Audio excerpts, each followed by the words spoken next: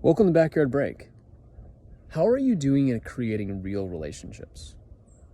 I mean really real relationships.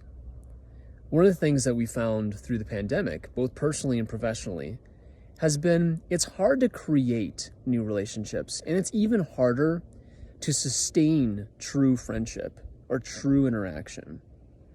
Sometimes you might find that the relationships you had before the pandemic, you've had to use that relationship capital to keep them going.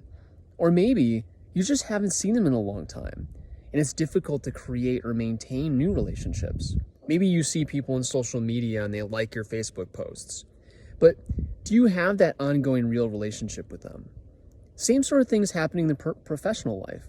Think about a new employee starting a business and trying to create relationships inside that company, trying to meet new people, trying to create interaction that leads to a certain degree of closeness. That physical interaction that we might not have, that creates a barrier between us trying to have the kind of relationship that's meaningful, one that we feel good about, one that allows us to get past the periphery. It allows us to get to those relationships of virtue that we've talked about. When you're thinking about this, think about it as something that needs to be intentional, especially now.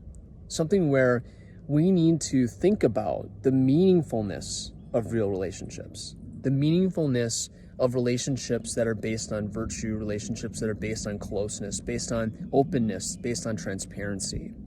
And whether it's in our personal life or professional life, we as receivers or initiators need to create both the opportunity and the openness for real relationships to foster, because that creates the kind of community that we require as people.